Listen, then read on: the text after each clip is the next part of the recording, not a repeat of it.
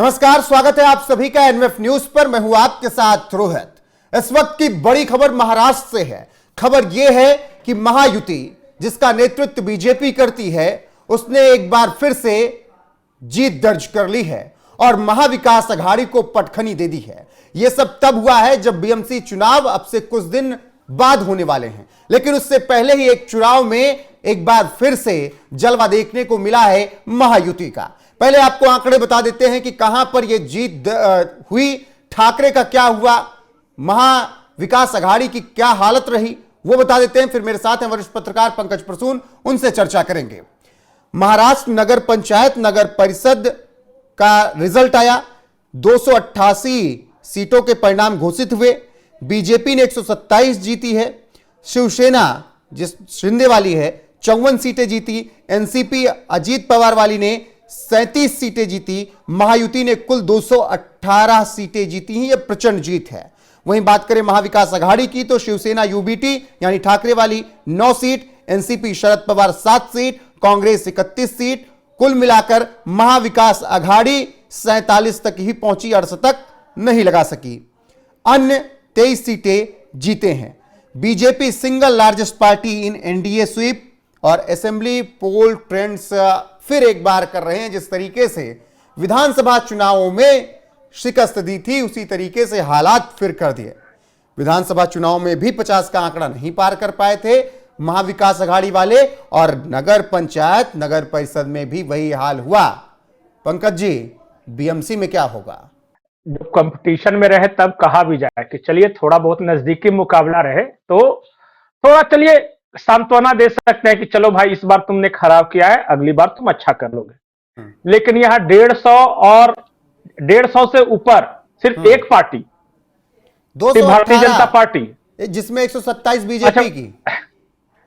अच्छा, 218 महायुति यानी एनडीए जिसको जानते हैं, और 47-48 ये है। कहां मुकाबला है और किस बात का चुनाव? अब क्या कहेंगे बताइए? अब इसमें तो कोई ये भी नहीं कह सकता कि ईवीएम दोषी है। अब क्या करेंगे, बहाना क्या बनाएंगे? कहीं ये तो नहीं कह देंगे कि एप्स्टीन फाइल आ गई इसलिए हम हार गए, क्योंकि ये कुछ भी कह सकते हैं। संजय राउत है भाई।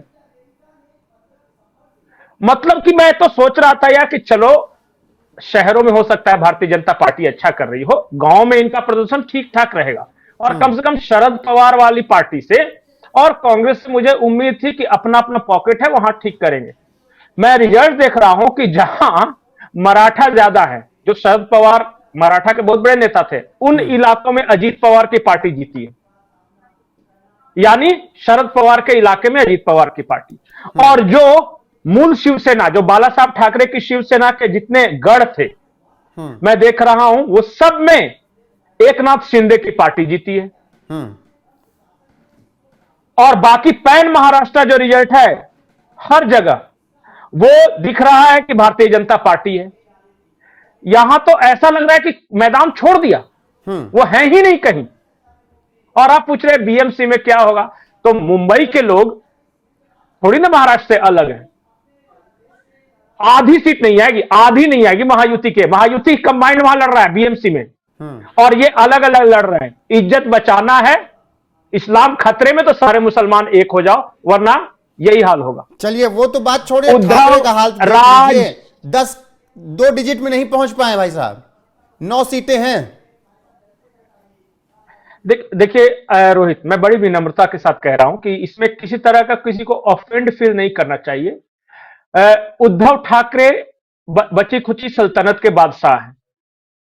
पूरा का पूरा शिवसेना जो बाला साहब ठाकरे का था, आज वो एकनाथ शिंदे के पास है। यही साबित करता है कि भारत के लोग सिर्फ बेटा होने की वजह से किसी को वारिस नहीं मान सकते, मेरिट भी होना चाहिए।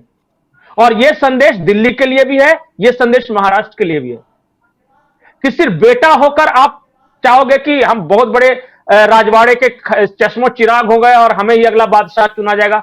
नहीं है ऐसा। अब राजा का बेटा राजा नहीं होता, जो जनता के बीच रहता है, जो मेहनत करता है, वो राजा होता है। तो उद्धव ठाकरे फिनिश। उद्धव ठाकरे ये बात समझ क्यों नहीं पा रहे हैं कि विचारधारा से समझौता करके बाल ठाकरे साहब के नाम पर अब कुछ नहीं हो पाएगा। नहीं, सबसे बड़ी बात है कि वो समझ रहे हैं सारा बात, लेकिन करे तो क्या करें।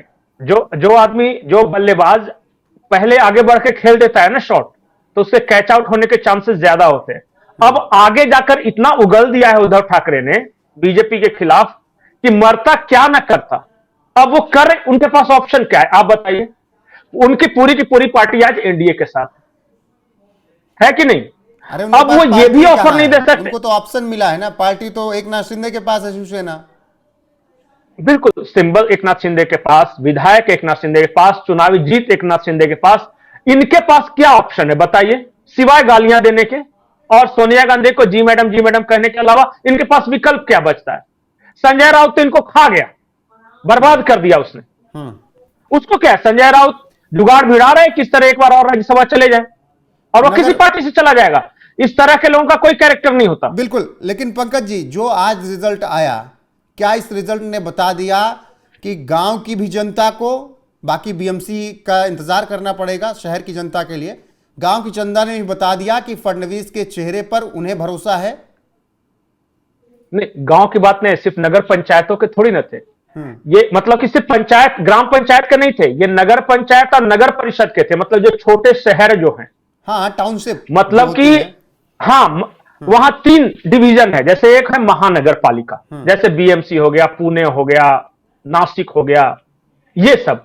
दूसरा हो गया मिडिल वाले, जिसको नगर परिषद कहते हैं, नगर निकाय आपके यहां होगा, नगर परिषद हो गया, वो सब। तीसरा है नगर पंचायत, जो कि छोटे मोटे जो कस्बे, बहुत छोटे छोटे शहर, उन सब का ये होता है। तो ये 3 लेयर में एक तरफा एनडीए, छोटे कस्बों से लेकर गांव के बाजार तक, बड़े शहर तक और महानगर तक, यहां सिर्फ और सिर्फ एनडीए दिख रही है, कहीं नहीं दिख रही है बाकी। अब बिल्कुल जो ग्रामीण इलाके होंगे रिमोट, वहां पे एक उम्मीद है इनको कि शायद कोई ना कोई वोट दे दे, जात पात फलाना ढेकना के नाम पे, लेकिन मुझे नहीं लग रहा है, क्योंकि मैं पिछले लगातार महाराष्ट्र में हुए चुनाव को स्टडी कर रहा हूं। पिछले 5 चुनाव को स्टडी कीजिए, एक फिनोमिनन जो कांस्टेंट है वो है बीजेपी का ग्रोथ, 5 चुनाव में लगातार। दूसरा जो कांस्टेंट है कांग्रेस का पतन, 5 चुनाव को आप देखेगा तो उसका वोट परसेंटेज डिक्लाइनिंग है हमेशा से। महाराष्ट्र में यह हालत है महाराष्ट्र कांग्रेस की। कभी महाराष्ट्र में कांग्रेस बहुत बड़ी पार्टी हुआ करती थी, और बहुत दिन नहीं, जब हम लोग कॉलेज में पढ़ा करते थे तो विलासराव देशमुख उस वक्त मुख्यमंत्री थे। उस वक्त तक कांग्रेस को हराना नामुमकिन टाइप का था। एक बार सिर्फ आई थी शिवसेना की सरकार भी, जिसमें मनोहर जोशी या नारायण राणे मुख्यमंत्री बने थे, लेकिन कांग्रेस बहुत बड़ी ताकत थी। आज कांग्रेस वहां 4th पार्टी है, और उद्धव ठाकरे के साथ कंपटीशन चल रहा है, क्योंकि सबसे बड़ी पार्टी भाजपा है। लेकिन इस वाले चुनाव दूसरे में तो नंबर अच्छा पे प्रदर्शन है उनका, 31 सीटें हैं इसमें अब की। तो देखिए, ये 31 सीटें जो लोकसभा आप 2024 का बोल रहे हैं, तो लोकसभा 2024 में आपको यूपी में भी वही फेनोमेनन देखेगा। महाराष्ट्र नगर परिषद वाले रिजल्ट है, इसमें 31 सीटें, सबसे बड़ी पार्टी हैं वो महाविकास अघाड़ी में 31 सीटों के साथ। हाँ, तो महाविकास अघाड़ी में ना, इसलिए तो मैंने चौथे नंबर का बोला, क्योंकि पहले नंबर पे बीजेपी, सेकंड नंबर पे एकनाथ शिंदे, तीसरे नंबर पे अजीत पवार, चौथे पे कांग्रेस, और 5वें छठे के लिए दोनों बेचारे नीचे से कंपटीशन कर रहे हैं, चोंच लपका रहे कि मैं भी हूं प्रेजेंट सर। बस यही हाल है। लेकिन मॉरल विक्ट्री तो है कहीं की। हाँ, मॉरल विक्ट्री ले रहे। मॉरल विक्ट्री तो क्या है कि लगातार तीसरे लोकसभा चुनाव में 100 सीटें जब नहीं मिलती, तब भी कोई महिला हाथ हिला देती है कि मॉरल विक्ट्री हो गई। मॉरल विक्ट्री का क्या कीजिएगा? मॉरल विक्ट्री का मतलब क्या है कि मुल्ला जी गिरे तो गिरे, लेकिन खड़ा होकर कहते मेरी टांगे ऊपर की तरफ ही थी। यही होता है मॉरल विक्ट्री। और मॉरल विक्ट्री क्या होता है चुनाव में? नहीं, ज्यादा घाटा किसको लग रहा है महाराष्ट्र में? आपको क्या समझ में आ रहा है? वो चाहे विधानसभा की बात हो, फिर चाहे लोकसभा की बात हो, पंचायत की बात हो, ज्यादा घाटे में कौन है महाविकास अघाड़ी में? मुझे ऐसा लगता है कि 2 पार्टियां ऐसी है महाविकास अघाड़ी की, जिसमें शरद पवार की पार्टी है। शरद पवार देखिए, अब वो चुनाव लड़ने और लड़ाने की स्थिति में नहीं रहने वाले। आई थिंक उनकी उम्र 90s के आसपास हो गई होगी। वो इसलिए फिनिश हो जाएगी क्योंकि सुप्रिया सुले के अलावा कोई नेता ही नहीं है उनके पास, और है भी तो ऐसे तो नेता तो हर पार्टी में होते हैं, मतलब कोई जाना पहचाना नहीं है। शरद पवार के बाद उस पार्टियों को देखने वाला नहीं। दूसरी पार्टी है उद्धव ठाकरे की, जो इस चिंता में घुले जा रहे कि मेरे बेटे का क्या होगा। वो आदित्य ठाकरे के पॉलिटिकल करियर के लिए चिंतित हैं कि इसका क्या होगा। ये दो पार्टियां सर्वाइव, कांग्रेस रहेगी। आज भले ही कांग्रेस का दिल्ली के सल्तनत पे थोड़ा सा ऐसा बादशाह आया है जो अलग है, लेकिन पार्टी मुझे लगता है कि कांग्रेस सर्वाइव करेगी। इन तीनों में से ये दोनों फिनिश हो जाएंगे।